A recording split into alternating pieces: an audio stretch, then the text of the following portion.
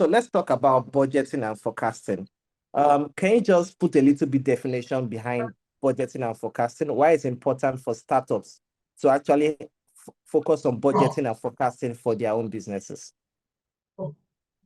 Thank you so much. Like Dr. Salvation said, you don't build for today, but for tomorrow. So budgeting is all about knowing where you are going and following the right direction.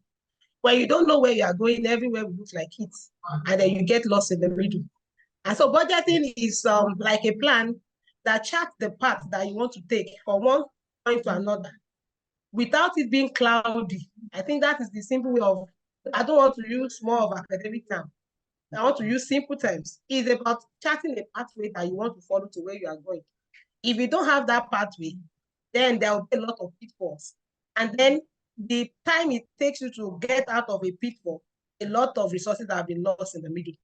And that is why budgeting is needed. So budgeting is basically just putting things in place, having the right information, the right data that you want to work with concerning your business, keeping the right record, and then using that to really having an insight to where you are going in the future. And that's where forecasting comes in. Forecasting is about seeing beyond now, following a trend, and building a trend that leads to growth. And then you're able to measure it per time. So I'll just say budgeting is really necessary for any startup. Like it charts a path from the point where you are now to where you are going in the next 1 year. And then you take it further to 5 years, then to 10 years. And then in finance, we call that having a short-term goal, a medium-term goal, before you talk of a long-term goal. So budgeting sits conveniently between moving from what your vision is and the goal you have from the point of your idea to scaling. And then budgeting is all about the records that you keep from your capital. You start with what you have at hand now, which is your capital, where what you want to put that capital into, what are the gaps that we have in between, how do you fill those gaps? That is what budgeting is all about. So it's all about a record of going from one point to another, using the right instruments to get there. Thank you. Thank you so much, Ma. And I'm going to move over to Mrs. Stella. So talking about budgeting, right? And I'm seeing that you've worked with a lot of startups as well to help for grants. So what are the key components of an effective budget for a startup? And how often do you think they should be reviewed and updated? Okay, so for a startup, it's important to have budgeting in place. So I would say some of the key components of budgeting, right, includes planning, right? What do I mean? Before you even say you want to make any budget, it's important that the entrepreneur or the startup company plans very well, right? So you need to understand, after in the process of planning, while planning helps you to understand the financial situation of your business, right? It helps you to determine how much money that you have available in your savings account or loan or from investors, right? So when you've understood your financial situation, then it's important that you, the startup or business owner categorizes the expenses. There are some expenses that are regular expenses, which are recurring expenses that don't change much every month, such as rent, salaries, utilities, and all. So it's important to categorize these expenses. And then there's also variable costs, right? These are expenses that are not regular. Expenses like raw materials, shipping costs, and marketing costs, right? And these costs are affected most times by inflation. And then there's also startup costs such as equipment, like a business that is just starting, right? So that entrepreneur needs to think the cost of equipment, legal fees, right? And initial marketing expenses. The initial marketing expenses, cost of brand awareness and all, right? There's also what I call forecast revenue concern. Like it's important that the startup, right, forecast its revenue, right? Make realistic projection. Internet is strong, yes. This year, second half, we're going to make this amount of money. Yes, it's great, but look at all of these numbers, right? So one cannot, a startup cannot say, we want to make 1 billion or 5 billion this year, and the person is not taking note of the expenses and other costs that will be needed, right, to ensure that the revenue comes into the company. So I would say that generally, right, it's important that a startup takes all of this into consideration before going ahead with budgeting. And it's also important to use budgeting tools like QuickBooks, FreshBooks to up track expenses and manage the budget of the company. Thank you. Thank you so much. While we're here, Mr. Adelowo joined us, and so I'll not disrupt the flow. We'll have his profile read very soon. But I want to just continue from Mrs. Stella, basically. Okay. So what strategies will you say? Let's now focus on the cash flow of the business. So what strategies can startups employ to maintain a healthy cash flow, especially when the business is just starting? Sorry, Mr. Adelowo, can you mute yourself, please? Prof, can you mute yourself, please, when you're not talking?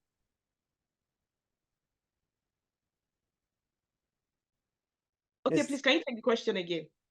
Okay, I'm talking about cash flow management, right? Okay. So, for example, whenever businesses just start, what strategies can you tell them they need to employ just to maintain a healthy cash flow? Okay. Okay, so for a startup, a company that is just starting, right, you need to look at cost of customer acquisition, right? So when you acquire the customers, don't just make the customers one-time customers, right? To keep your cost low, to keep your marketing cost low. Let me be specific with that. So there's something that, let me be practical a bit. There's something called sales funnel, right? So a startup, let's say the startup has a budget of, I'm talking about small startup, like I'm being realistic. A startup has a budget of, let's say 5 million, right? And then that's for marketing. Now, after running the ads to acquire the customers, so in the process of even running the ads, the startup needs to consider the cost per lead, that's CPL. How much does it cost to acquire each customer, right? Now, sending the customers, I've seen a lot of startups send their customers when they run ads, they direct them to WhatsApp. Whereas the startup can actually do a funnel in such a way that the ads will run to direct the potential customers to fill a form. They put in their email, their WhatsApp number, right, and their phone number. So that way you've acquired the customer. So how do you reduce cost? You start sending them emails, right? You put them on WhatsApp broadcast. You send SMS. Right now, if you are going to run ads every time to be targeting these same people, it's going to be more expensive. But when you have the customer's database on the email, that way it's easier. The cost is minimal, so the startup would literally need to only pay email subscription, monthly email subscription. Unlike compared to when a startup has to run ads every time over and over again. So I encourage startups to not just run ads, target customers, get them to buy once, but try and see, ensure that you cut your marketing costs, and also try and ensure that you retain the customers. So even when you sell to these customers, when they buy from you, have products and services, like complementary products and services that they can come back to you to patronize you on a retainer. Another way is by ensuring that put in place measures that can make these already existing customers to bring in other people to you. So you can set up a referral system where when they bring other people to you, when they refer others to you, they earn commission. So that's like an incentive. So that way, instead of you spending a lot of money on marketing, right? I know you're going to spend on marketing, but it's going to help you to save costs, right? And it's also important that the startup takes note, very important, of the expenses, very, very important, and ensure that the expenses are not more than the revenue, because when the expenses is more than the revenue, then the company or the startup will be at a loss. Okay, fantastic. I highlighted 3 things. 1, you reduce your cost of acquisition. Number 2, you find a way to upsell your current clients by maybe providing other business services for them. And finally, if you leverage on referrals, by this, you are reducing your cost of acquiring new customers, and you're increasing the business that your company can actually do, which is a fantastic way to maintain a healthy cash flow. Over to you, Prof. So basically, cash flow problems will definitely happen to entrepreneurs, and people see unexpected financial challenges. How can entrepreneurs navigate all these issues? How do you navigate cash flow problems, financial challenges while you are building your businesses and when you have your business? Thank you so much, Farouk. I think that the first point to start is to have a definite objective. And when we talk of definite objective, we are talking of having a business plan, which starts at a blueprint for every step. After the business plan is put in place, the next thing is to estimate the revenue. What capital do I have and where is it coming from? And when we want to estimate revenue, there are things we must watch out for. We have to watch out for market, in terms of market research. We have to look at what are the revenue streams. And then for every startup, there's one thing, a model that I call conservative estimate model. You have to be very realistic. You don't blow a balloon in the air. You don't just make revenue what would I call it? Budgeting that is not realistic. So conservative estimate. Don't make an estimate that is not realistic. Then the next thing is to identify and categorize your expenses. So when we talk of categorizing and identifying expenses, we are talking of the different costs that goes with the startup in terms of what are the fixed costs, what are the variable costs. Then we have what we call one-time cost. And this one-time cost will be like the initial setup costs, like legal fees, licensing, equipment, and the market launch expenses. Then the next is to prioritize spending. Discipline is really key in this area. Many persons have eaten the future. They eat the future of the business before it even started. So we must prioritize the spending.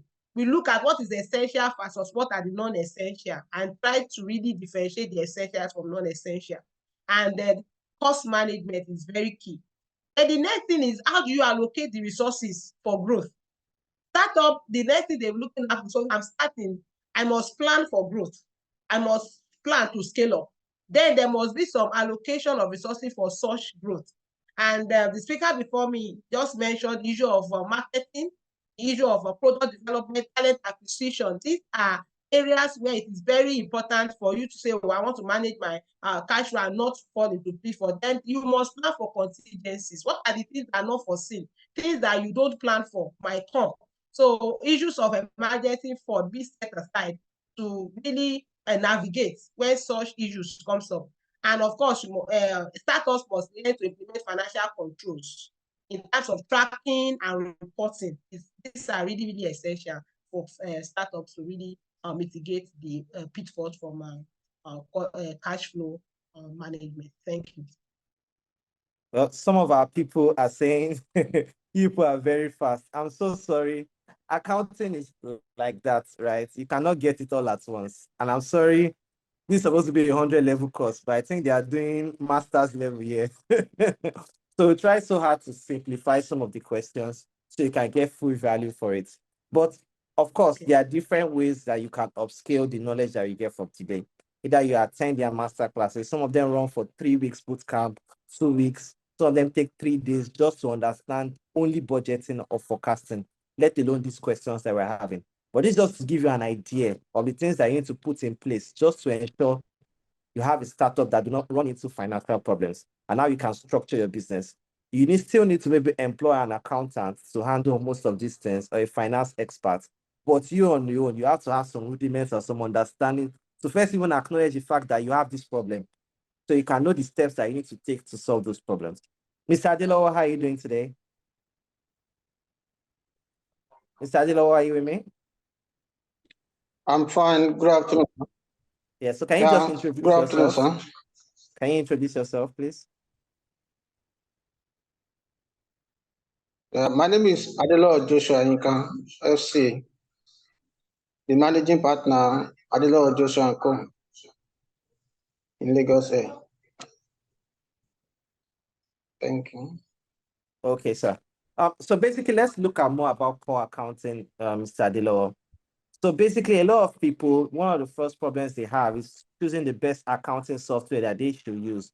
So while looking out for softwares to help with their accounting, what features do you think they can use, they can look out for before going into having an accounting software? What are the basic features that they need? I think we've lost Mr. Adelowo. When he gets back, we'll probably ask him those questions. So I'll go back to you, Mrs. Stella. So let's now focus on the fact that you now have investors into your business, right? What should entrepreneurs know about managing relationships with their current investors? What do you think they need to know about managing relationships with their investors? Okay, great. I love that you're asking this question, because I've noticed over time that some entrepreneurs, I do not want to say a lot, some entrepreneurs, their sole aim is to just get money off investors. So at the beginning, they are after investors, they are looking for funders. And once they get the funding, now funding is just like 10 or 20% out of all other issues associated with running and growing a successful business. So you have a funder who has invested XYZ amount of money into your business, and the business is not going well. Whether the business is going well or is not going well, it's important that you, as the founder or the startup owner, keep in touch with the investors, right? It's important that you keep in touch with them. You need to inform them of how things are going in the business. When you are making money, let them know. When there are challenges, let them know. Now, you don't need to be scared, because I know that investors, especially angel or VCs, they have high expectations. They've invested XYZ amount in your business or in your company, and they're expecting to, I know they've collected some percentage shares in your business already, but they are looking to make profits, right? Investors invest in your business to make profits, right? So when things are going well, inform them. When things are not going well, inform them. Now, when things are not going well, when you inform them, they can help you by advising you or connecting you with, or providing you with resources that can help you to get better in the business. Let me use Piggyvest as an example, right? Their initial investor, Olumide Sheyombo, right? He invested in a startup that he created before that failed. But because they carried him along in the process, when they got the idea of Piggyvest, they still went back to him and told him, this is the new thing that we are doing. And he still invested in their business. He backed them up. So a business that is not doing well because you got investors does not mean that the investors are calling your phone switched off, or they are calling you, it's just ringing. They sent you messages, sent you a couple of emails, you did not give a feedback. And also in carrying your investors along, you also keep records in your business. So you're not just going with word of mouth, right? To say, oh, it didn't go well, or we spent XYZ amount of money on marketing, or we bought, instead of buying raw materials for XYZ amount, it increased by over 50%. Show us the workings. Let us see the evidence. Let the investors see the proof that you bought or you got the raw materials or whatever it is, you bought it higher than what you projected. So carry them along. That way you are building trust, right?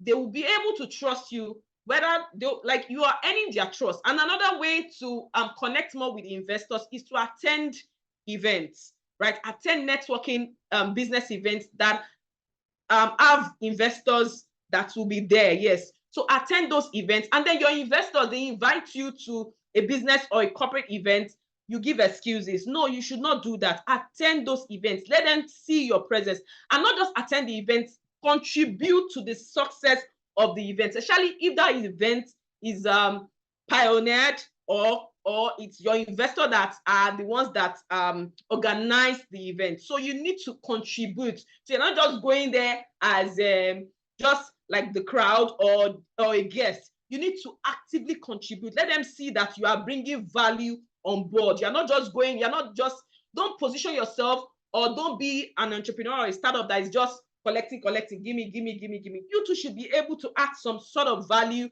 to them. So that way you can connect more with them, build relationship with them, and earn their trust.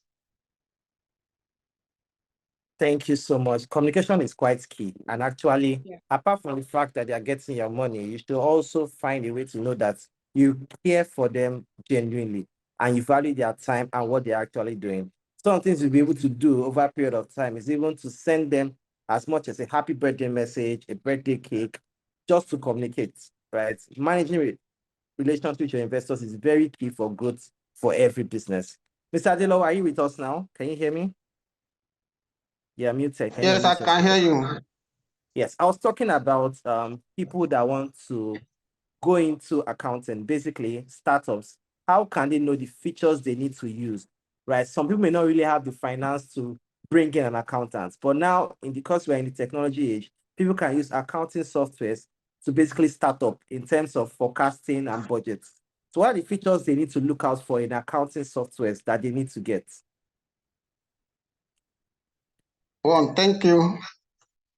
Apology for late coming to join the group.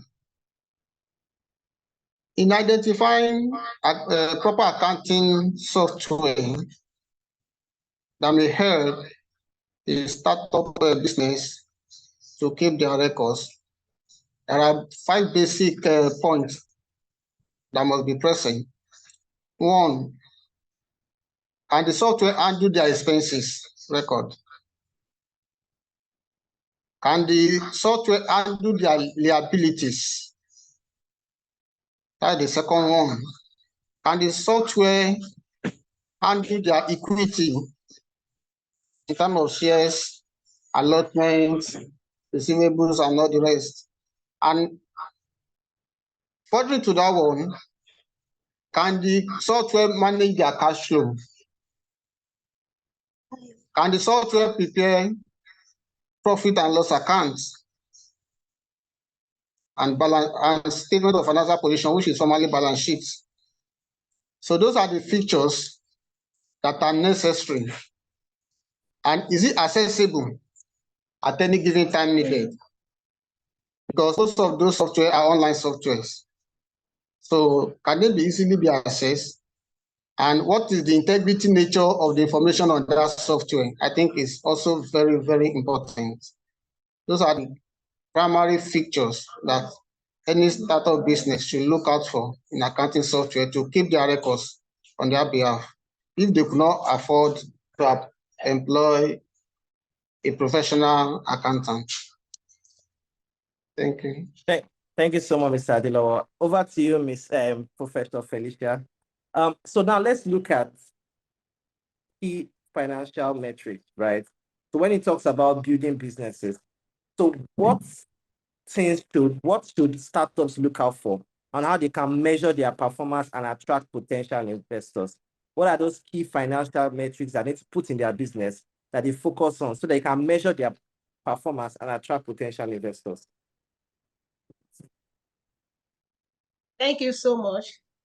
When we talk of key performance indices, I think before we talk of key performance indices, we have to look at some metrics that startups can really look out for. And we can break it in terms of costing, in terms of finance and sources of finance. And we can talk about the performance. Okay, so the first point to start is looking at costing. How do you price your product? What are the ways to know if your pricing is appropriate to the capital expended? That's how to start. So, and the place of ratio, I'm trying to come slowly now so that from some persons that said we are really fast. So there are ratios that we can use in terms of metrics, use of metrics. And these metrics are what we can now scale up to a point where we can now be talking of key performance indices. So the first one is how liquid is your business? This is the very first point every startup should start, because issue of liquidity is the teething problem that shows the start of major problems in the future for any startups. So you want to see how liquid your company is in terms of how able you were able to, the ability to meet your obligations as they fall due without a recourse to a loan or borrowing. So it is a point where you can meet your operating costs conveniently without pressure. Okay, so the key financial metrics will be use of ratios such as what we call the current asset or the quick ratio to see how much you can meet your obligation. Then the next one will now be revenue, to measure revenue growth. And such key indices or metrics you look at, financial metrics, will be your monthly recurring revenue. This shows the amount of revenue a company expects to receive. So the issue of receivable and payable. What are you going to pay? What are you receiving? These are things that can show how liquid the company is, which is key because it's the teething problem. The first sign that the company is going to have a problem is when it becomes illiquid. And then you can also look at you scale the monthly to annual recurring expenses or revenue. Then you look at the year-over-year growth. The next one is the gross margin that shows your profitability. And this is the difference between the revenue and the cost of operation. So every startup should be able to tell the gross margin. That is, when I remove my cost of operation from the revenue, do I have a good percentage that shows that I'm operating profitably? Then there's what we call the burn rule. The burn rule is like a burnout ratio that shows if a startup is spending its capital. Every startup should watch out for this burn rate to show it. What it will show is, are you spending your capital for what is not meant for? So it's usually expressed monthly, and it tells investors to understand how long the company can sustain its operations. And another term that is attached to this runway for burn rule is what we call the runway. The runway is the amount of time a company has before it will be out of cash. You know, we are talking of liquidity now. To tell liquidity, these are ways to measure it. So you want to see how fast you can run out of cash, and you do this by dividing your current cash reserve by your monthly burn rate that we just talked about. And you should look at what we call the customer acquisition cost. My other panelists talked about that. What is the total cost of you acquiring just one customer? These are metrics you must watch out for. If it's too much in terms of expenditure on marketing or expenses on promotion, then you have to watch out. That means it's not sustainable in the long run. Then another one is what we call, if you are able to estimate your customer acquisition cost, then you must be able to tell your customer lifetime value. That is the total revenue a company can expect from a customer. Will that customer keep coming back, or it will just be the one-off transaction, and that's the end, or one-off patronage, and that's the end. So this you can tell by using these key metrics. Then churn rule that comes from this customer lifetime value. There's a term called churn rule. That is, how many times the customer patronize you, or will it just stop at the very first patronage? How do you sustain continuous or consistent patronage? These are metrics. And after that, you can now go to the key performance indicators. If you are able to put all these metrics in place, then looking at the key performance indicator will be easier. Then you can be talking of if you are making growth or not. One of the key performance indicators that startups should look out for is what we call the user growth and engagement. User growth and engagement can be done monthly or daily. What you do is you look at your daily active users. I know for most startups that are digital, they have technology and they can use to track this. So you want to look out for your daily active users. How many persons, what we call traffic, how many persons actually visit your, or maybe your website, for instance.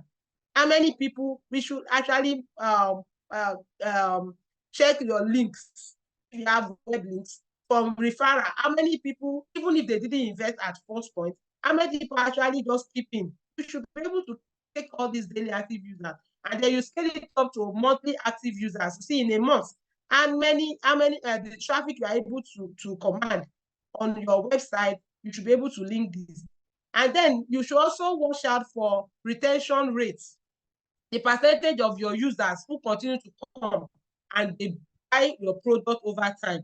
And apart from the people that will just come to see what you do, hire referral, or want to see one thing or the other, that shows that you are commanding attention. This can be tracked. These are key performance indicators that show how well the startup is doing. Then what we call the customer satisfaction score is what we call customer satisfaction score, or what we call net promoter score. It measures if your customers are satisfied, and their satisfaction we ensure their loyalty. So if your customers are satisfied, it's a metric you can actually carry out to show if they are satisfied, and then you can be assured of their loyalty. Then the next one will be sales metric. How do you measure your sales? Okay, you want to look at your conversion rates. The conversion rate talks of percentage of your prospects that are converted into paying customer. You know, you separate your prospect from your paying customer. Your prospect, you might be pursuing a prospect for months, and they don't become a paying customer. So your conversion rate look at how fast you are able to convert a prospect to a paying customer. So this is a key indicator. And then for sales metric, you are looking at the average revenue per user. Looking at your total revenue, you want to see at the average of that revenue per your user. So that can tell you if you are spending too much over one customer, or it can be spread about. Dr. Akita said something yesterday. You don't have business pursuing one customer that is not ready to play ball. Even if that customer is a prospect, but he refuses to do anything, so why wasting time on that person? 2 or 3 other customers that can be a paying customer might have just passed by. So you must be able to attach time. So when you talk of revenue, it's not only about money. In terms of there's one part they say time is money. The time expended is revenue for every startups. So you should be able to measure what should be the average time spent per user. These are key performance indexes for sales. Then for market penetration, these are another key performance indicators that startups must not joke with. Market penetration wants to show percentage of the market you are commanding. In the real estate, everybody talks about Dr. Stephen Akayo. Any player in an industry that is known is the knowledge of that, or the fame that company is commanding, is all about the percentage of the market that I've been able to garner. What is the percentage of the market? How recognized are your products in the industry where you operate, on the space where you operate? Okay, so the extent of which a product is recognized and used by your customer in specific term compared to other potential in the market shows a key metric that you should use to judge how good you are. You should be able to tell if I'm commanding 10% of the market or 25% of the market. And then if you are commanding 5%, how do you go from 5% to 10%? So these are key performance indices that you must watch out for. And then the last one will be the product development and innovation. You keep innovating. If you don't innovate, you stay at one point. When we talk of the metric on market penetration, the only reason you can grow from, maybe when you started, you saw that you are commanding 5%. The space of growing from 5% to 10% will be determined by how much of innovation and product development techniques you have in terms of the use of technology, product launches and updates. Okay, it can tell the success of new product, the launches, your update of existing products, and then your operational efficiency is something you watch out for. The people and the talent that you are maintaining, how efficient are they? You can know this by the operational margin. This is the percentage of revenue remaining after you have deducted your operating expenses. These are key metrics that show how efficient your operations are. And your employee productivity is key. Okay, and this is about the profit generated per employee. Dr. Akisa said about motivating your employees, rewarding excellence and all that. These are key metrics that you can use to even know who is doing well, who should be rewarded, who should be motivated. Thank you. I think I'll stop here. Thank you. Thank you so much. You've even answered my next question I needed for you, but that's fine. I think we're good to go. So as we wrap up, I'll just ask each of you 1 or 2 questions, and then we'll end it up. Mr. Adelowo, are you there? Sir. Yes, please. So first question I have for you, you spoke about accounting softwares and features. First question, are there some that you can recommend people can use? That's one. Number 2, now talking about people that are starting up business in terms of compliance, financial compliance, what are the things they need to look out for in their businesses that they can make sure that they are well in line with regulatory bodies, maybe in terms of tax, maybe in terms of filing, maybe EFCC? What can they do in terms of finance in their company that will make sure they don't get into trouble with regulatory bodies? Okay, thank you, sir. Actually, there is a lot of we have so many accounting to recommend because of the nature of finances of the business. I would recommend Zoho accounting software because for certain level you can get it for free, which will reduce your cost. As we know, finances is key. So, and Zoho has a lot of opportunity that any startup business can adopt and make use of. Inventory management, cash flow management, operational management, and the rest. So it can easily be used to start a business and you get a good result. In terms of compliance, for any new business, the first thing to do within the 60 days of commencement, you need to register for tax. Both the states to accommodate your individual and enterprise transactions, and the federal inland revenue to accommodate the corporate tax, like withholding, company income tax, educational tax, and all the rest. So that is the first step.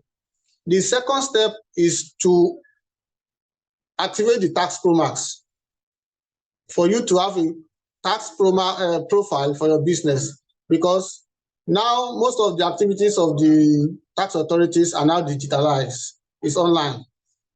So you don't need to necessarily go to the office to perform your responsibility in terms of compliance with tax.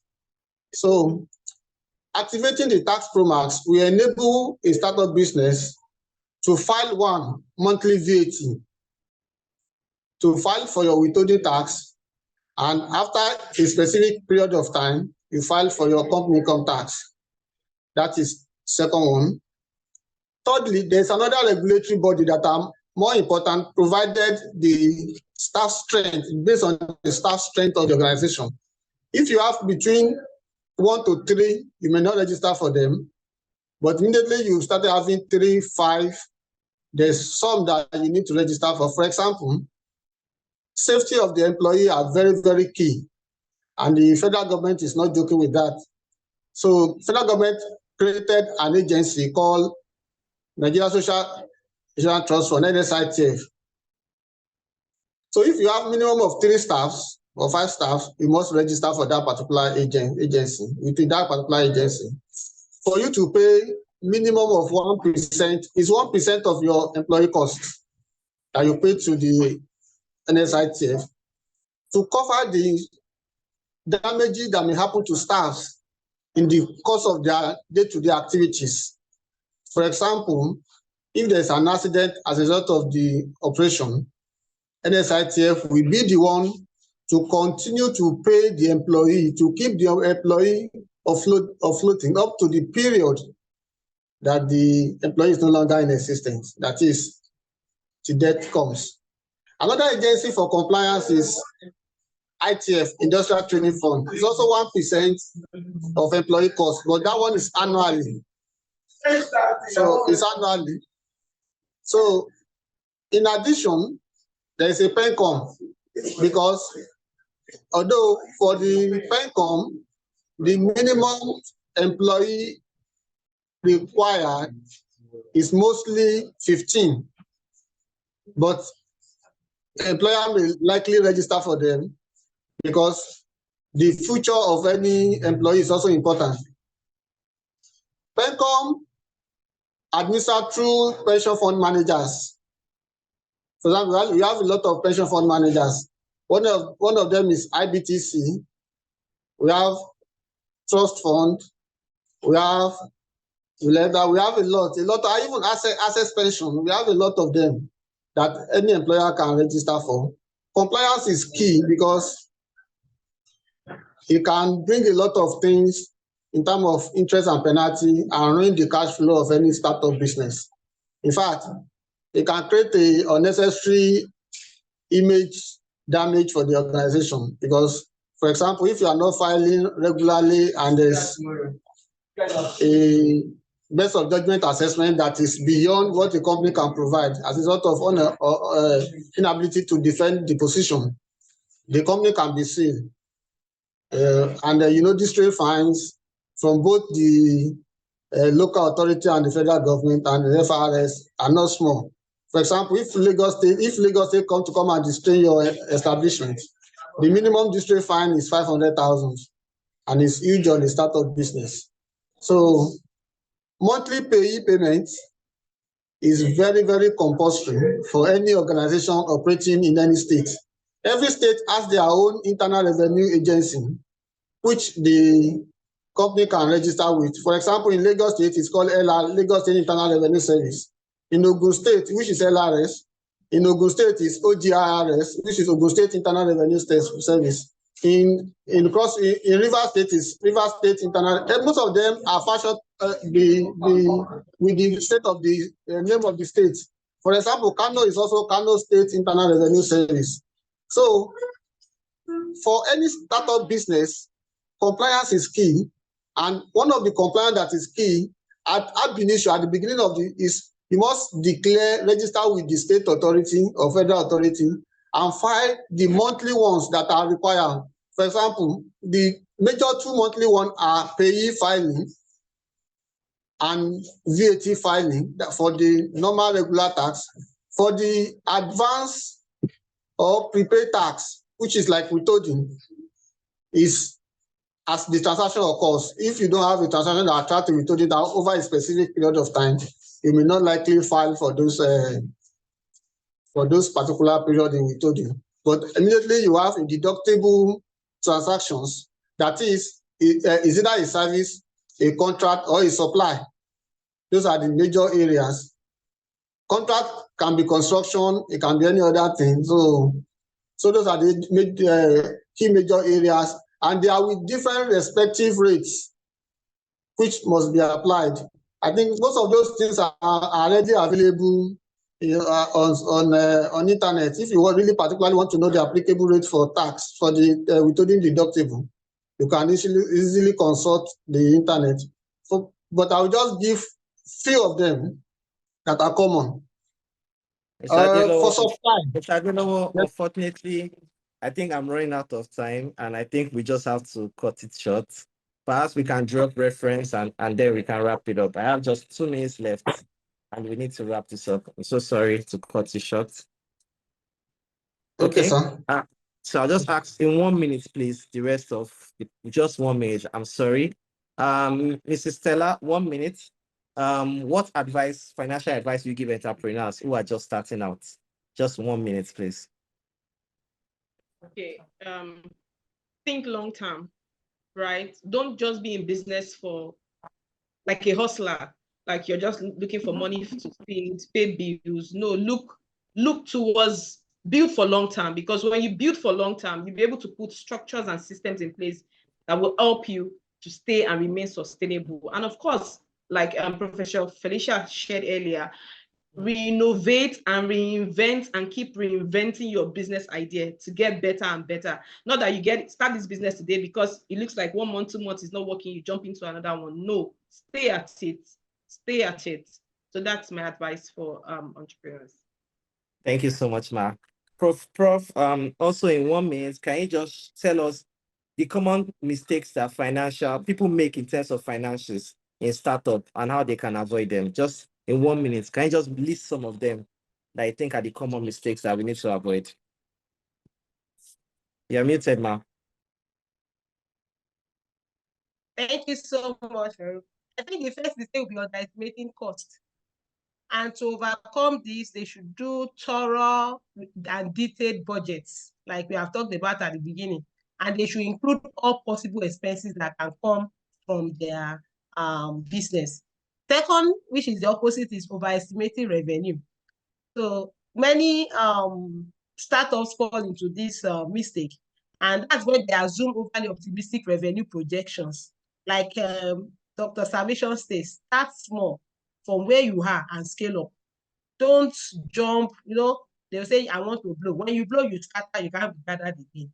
So start small from whatever point you are, start small and then scale up.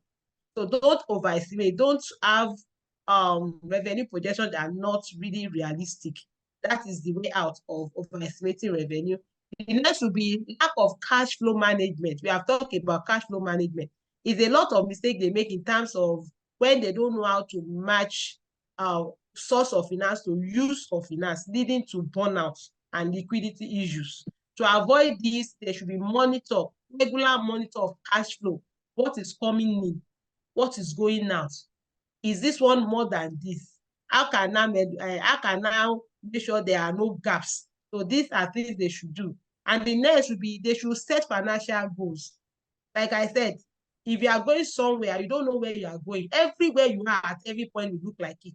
But you have a financial goal. That goal, like Dr. Savishan said, that vision is what brings the provision. Your vision is key. So when you set that goal, even when there are some things that look so good, it looks like gold comes in, they will not cause distraction because you know where that vision is. So that is the way to go. And to overcome that is what we call SMART. Your goal must be specific. It must be measurable. It must be articulate. It must be realistic, and it must be time-bound. Don't leave it open. There must be deadlines set.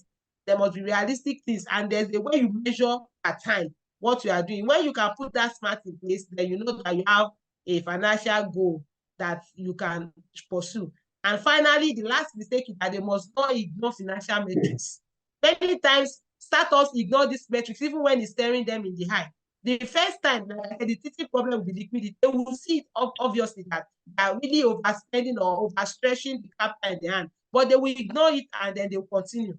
I think the way to overcome that will be regular track of what your metric is saying to avoid burn rates, to avoid customer churn out, and to avoid not having a gross margin that is commensurate to what can lead to growth. Thank you.